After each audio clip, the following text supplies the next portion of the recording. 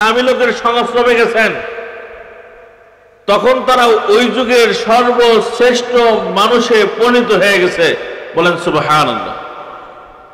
যেমন এক দল ডাকাতি করার জন্য বের হয়েছে, তারা বেঈমান, এখনো ঈমান আনে নাই। আল্লাহ রসুল বয়ান করতেছিলেন, পথিমধ্যে আল্লাহ রসুলের দিকে তাদের দৃষ্টি পড়ছে এবং তার আল্লাহ রসুলের দৃষ্টি ওই লোকদের প্রতি পড়ছে। কয়েক সেকেন্ডের ব্যবধান, এই অল্প একটু সময় সংস্রব, এই সহবতের কারণে ওই লোকগুলি আল্লাহ রসুলকে বলতেছেন, ইয়া রাসূলুল্লাহ, ইয়া হাবিবাল্লাহ, আমাদেরকে আপনি কালেমে পড়ে মুসলমান বানায়া দেন। অল্প একটু সংস্রব, যখন আল্লাহ রসুল কালেমে পড়ে মুসলমান বানায়া দিলেন, তখন তাদের তাকওয়া এবং বেলায়েত, আল্লাহর মারিফাতের এমন উঁচু স্তরে চলে গেল, কয়েক সেকেন্ডের সহবতের মাধ্যমে তারা বলতে লাগলেন, ইয়া রাসূলুল্লাহ, ইয়া হাবিবাল্লাহ, আমরা কোন দিকে ফেরেশতারা করব? আল্লাহ রসুল জিজ্ঞাসা করলেন, কেন? যেদিকে তাকাই সেদিকেই দেখি আমার মালিক, আমার আল্লাহ, আমার মওলা আমার দিকে চায় আছে। এজন্য সহবত খুব দামি জিনিস। আজকে দেখেন না, মোবাইলের সংস্রবে অনেক ভালো ভালো ফ্যামিলির ছেলে মেয়েরা চরিত্রহীন হয়ে যেতেছে, কথা ঠিক কিনা? আবার কিছু খারাপ মানুষরা আল্লাহ ওয়ালাদের সহবতের কারণে তারা খাঁটি আল্লাহ ওয়ালা হয়ে যেতেছে। আল্লাহর ওলিদের সহবত কেমন দামি। বলকের বাদশা ইব্রাহিম বিন আদহাম রহমতুল্লাহ আলাইহি রাস্তা দিয়ে যাইতেছিলেন, হঠাৎ করে দেখে এক যুবক মদ খায়া মাতাল হয়ে বমি করে রাস্তার মধ্যে বেহুশ হয়ে পড়ে আছে। বলকের বাদশা ইব্রাহিম বিন আদহাম রহমতুল্লাহ আলাইহি উনি চিন্তা করলেন, এ তো আল্লাহর বান্দা, রাস্তার মধ্যে পড়ে আছে, তার মায়া লাগছে। বান্দা কার? যদিও সে অপরাধ করছে, কিন্তু বান্দা কার? এই জন্য বলা হয়, পাপকে ঘৃণা করো, পাপীকে নয়, ব্যক্তিকে নয়, তার কাজটাকে ঘৃণা করো। উনি চিন্তা করলেন, এক একটু ঠিক করা দরকার। উনি নিজের রুমাল ভিজায় পানি আইনা ওই মাতাল ওই যুবকের বমি মুছাই দিলেন। এরপরে তার মাথায় পানি ডাললেন, যুবকের হুঁশ ফিরে আসলো। যখন হুঁশ ফিরে আসছে, ওই যুবক বলকের বাদশাকে দেখে ভয়ে সে পলায়ন করছে, এমন এক দৌড় দিছে, আর তাকে খুঁজে পায় নাই। কিছুদিন পর বলকের বাদশা ইব্রাহিম আদহাম মুরাকাবার মাধ্যমে চিন্তা করতেছে, আমি যে যুবকের বমি মুছাই দিলাম, সেই যুবকের স্থান জাহান্নামের কোন স্তরে আছে, একটু মুরাকাবার মাধ্যমে একটু দেখি। উনি মুরাকাবার বসলেন, দেখেন জাহান্নামের কোন স্তরে ওনার ঠিকানা নাই। উনি চিন্তা করলেন, তাহলে হয়তো আরো কোনো কঠিন জাহান্নামের মধ্যে তার স্থান হইতে পারে।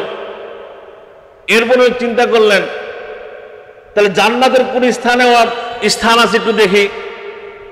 খুঁজতে খুঁজতে দেখলেন, মুরাকাবার মাধ্যমে উনি বুঝতে পারলেন যে আল্লাহ পাক রব্বুল আলামিন ওই যুবককে ওই যুগের বেলায়েতের উঁচা মাকাম আল্লাহ তাআলা দান করছেন। বেলায়েতের উঁচা মাকাম আল্লাহ তাআলা দান করছেন। মুরাকাবার মাধ্যমে আল্লাহকে প্রশ্ন করলেন, মওলা হে, এই যুবককে সেদিন আমি বমি মুছাই দিলাম মাতাল, আজকে এই যুবক এই যুগের বেলায়েতের উঁচা মাকামে স্থান লাভ করলো, তুমি তাকে স্থান দিলের কারণ কি? আল্লাহর পক্ষ থেকে আওয়াজ আসলো, ইব্রাহিম বিন আদহাম, আনতা গসালতা ওয়াজহাহু লিআজলি, আনা গসালতু কলবাহু লিআজলিকা। হে ইব্রাহিম বিন আদহাম, তুই তো তার মুখ মুছাইয়া দিছিলি, যে তার সম্পর্ক আমি আল্লাহর সাথে, সে আমার বান্দা, এটা মনে করে মায়া করে দয়া করে তুই তার মুখ বমি মুছাইয়া দিছিলি। কিন্তু আমি তার কলবকে পরিষ্কার করছিলাম, এই কারণে তার কলবকে পরিষ্কার পরিশুদ্ধ করে তাকে বেলায়েতের উঁচা মাকাম দান করছি। আমি দেখছি তার মুখের মধ্যে, তার শরীরের মধ্যে, মাথার মধ্যে আমার খাঁটি এক বন্ধু, আমার খাঁটি এক বান্দা ইব্রাহিম ইবনে আদহামের হাত লাগছে। এই জন্য তাকে বিলাতের উঁচা মাকামে আমি পৌঁছাই দিছি, উঁচা মাকামে আমি পৌঁছাই দিছি। এই জন্য আল্লাহ ওয়ালাদের সহবত খুব দামি, কথা ঠিক কিনা? এই জন্য এই সমস্ত মাহফিলে বেশি বেশি আল্লাহ ওয়ালাদের সহবত দরকার। আজকে আমাদের অনেক যুবকরা, অনেক যুবতীরা মোবাইলের সংস্রবের কারণে, বিভিন্ন বাতিল দলের সংস্রবের কারণে, বিভিন্ন বাতিল সংগঠনের সংস্রবের কারণে আজকে মা বাবা দিশেহারা। আজকে মা বাবা স্থির রাত্রে ঘুমাইতে পারে না, সন্তান তাদের উপর আক্রমণ করে কিনা, এবং মা বাবা সন্তানের এবং মেয়ের চরিত্র নিয়ে তারা দিশেহারা। এ ছেলেকে কোথায় বিবাহ করাবে, মেয়েকে কোথায় বিবাহ দিবে।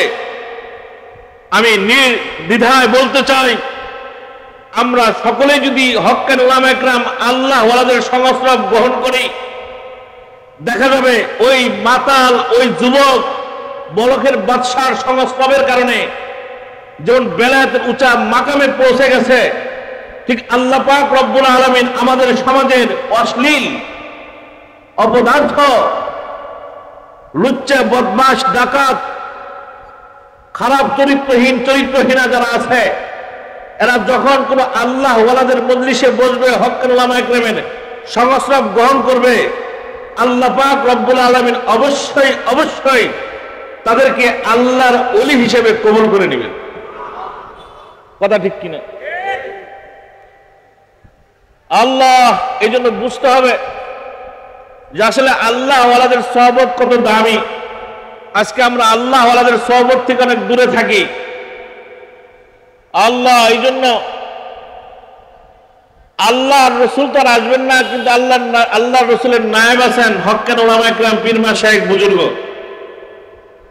তাদের সহবতের মাধ্যমে আমাদের আত্মার পরিশুদ্ধতা ঘটাইতে হবে এবং তাদের সংস্রবের মাধ্যমে আমাদেরকে আল্লাহ পর্যন্ত পৌঁছতে হবে। আল্লাহ, অনেকে আমরা মন্তব্য করি বা অনেকে খেয়াল করি যে আমরা তো উলামা একরাম, আমাদের আবার সহবতের প্রয়োজন কি?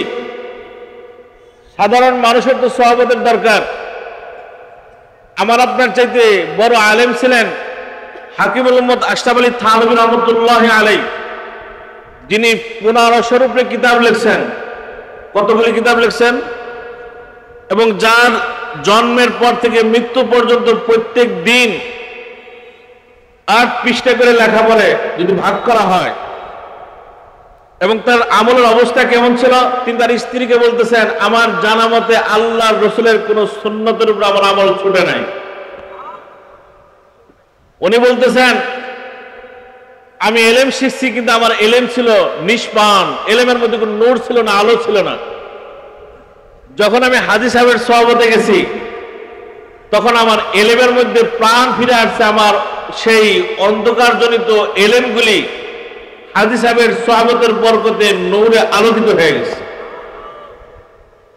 এবং উনি বলছেন, আমি আগে নামাজ পড়ছি, সেই নামাজের মধ্যে যে অবস্থা ছিল, এখন হাজী সাহেবের সহবতে যাওয়ার পর নামাজের সেই মজার মধ্যে পরিবর্তন ঘটে গেছে। এখন আমরা নামাজ পড়ি খসখসা নামাজ, আল্লাহর ওলিরা নামাজ পড়ে বা আল্লাহ ওয়ালা লোকদের সহবতে থেকে নামাজ পড়ে, আর আমরা নামাজ পড়ি। দুইজনের নামাজের মধ্যে পার্থক্য আছে না নাই? আমরাও সেজদা দিই, তারাও সেজদা দেয়, দুইজনের সেজদার মধ্যে পার্থক্য আছে না নাই?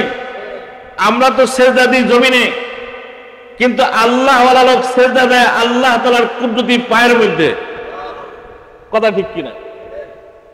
এক বুজুর্গ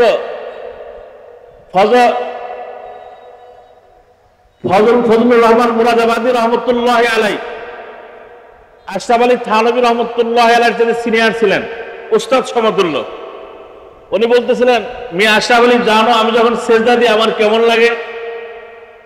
কেমন লাগে? আমি যখন সেজদা দিই, কোন বাচ্চা যেমন মায়ের বুকে দুধ খায় আর মা তার ওই বাচ্চার মাথার উপরে হাত বুলাইয়া দেয়, বাচ্চা শান্তিতে ঘুমাইতে থাকে, ঠিক আমি যখন সেজদা দিই আমার মনে হয় আমার মালিক আমার মাসুক তার কুদরতি হাত আমার মাথার উপর দিয়ে বুলাই দিয়েছে। তাদের অবস্থাটা কেমন ছিল? কথা ঠিক কিনা? আজকে আমার আপনার নামাজের অবস্থা কি? এই জন্য আল্লাহ ওয়ালাদের সহবতের কোনো বিকল্প নাই। কিন্তু আল্লাহ ওয়ালা কারা বুঝতে হবে, আল্লাহ ওয়ালা কারা বুঝতে হবে। আল্লাহ ওয়ালা হইতে গেলে আল্লাহর ওলি ছাড়া আল্লাহ ওয়ালা হওয়া যায় না। আল্লাহর ওলি কারা? যারা আল্লাহর ওলি তারা হক্কানি পীর মাশায়েখ বুজুর্গ। আয়াতে কারিমার মধ্যে আছে আল ওলিউল্লাযিনা তাকাও, আল্লাহর ওলি হলেন তারা যাদের অন্তরের মধ্যে তাকওয়া আছে। এখন তাকওয়া কি জিনিস সেটা বুঝতে হবে। তাকওয়ার অনেক ব্যাখ্যা আছে। আব্দুল্লাহ ইবনে ওমর কাবে হাবারকে জিজ্ঞাসা করেছিলেন তাকওয়া কি, আলাদা একটা ব্যাখ্যা। আব্দুল্লাহ ইবনে আব্বাস আলাদা একটা ব্যাখ্যা করছেন, ওদিকে যাব না। তাফসিরে বাইজাবেলা লম্বা ব্যাখ্যা করছেন তাকওয়া। তাকওয়ার সবচেয়ে সহজ, যেটা নাকি আমার শায়েখ আমাদের সকলের বোঝার জন্য বলেন, তাকওয়ার সবচেয়ে সহজ আমাদের বোঝার জন্য সহজ ব্যাখ্যা হলো যারা নেকির কাজ ছাড়ে না গুনার কাজ করে না তারা হলো মুত্তাকি। মুখস্থ করেন, যারা নেকির কাজ ছাড়ে না গুনার কাজ করে না তারা হলেন মুত্তাকি। আর যারা মুত্তাকি তারা হলেন আল্লাহর ওলি। আর যারা আল্লাহর ওলি তারা হলেন হক্কানি পীর মাশায়েখ বুজুর্গ। এদের সহবতে গেলে আল্লাহকে পাওয়া যাবে, এছাড়া অন্য লোকের সহবতে গেলে কিন্তু আল্লাহকে পাওয়া যাবে না। কথা ঠিক কিনা? এখন নেকির কাজ ছাড়ে না গুনার কাজ, দাড়ি চাষার নেকির কাজ না গুনার কাজ? জোরে বলেন। সুতরাং যেই পীরের দাড়ি চাষে সে পীর হতে পারে। গাঁজা খাওয়া, মদ খাওয়া, সিগারেট বিড়ি খাওয়া নেকির কাজ না গুনার কাজ? সুতরাং যেই পীরে গাঁজা খায় সে কি হতে পারে না? নামাজ ছাড়া নেকির কাজ না গুনার কাজ? সুতরাং যেই পীরে নামাজ ছাড়ে সে কি হতে পারে না? পীর হতে। মহিলা নিয়ে বেপর্দা মহিলাদের সাথে কথাবার্তা বলা, সাক্ষাৎ করা নেকির কাজ না গুনার কাজ? সুতরাং যেই পীরে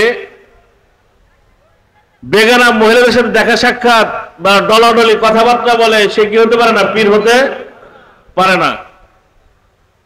গান বাজনা করা নেকির কাজ না গুনার কাজ? সুতরাং যেই পীরে গান বাজনা করে সে কি হতে পারে না? পীর হতে পারে না।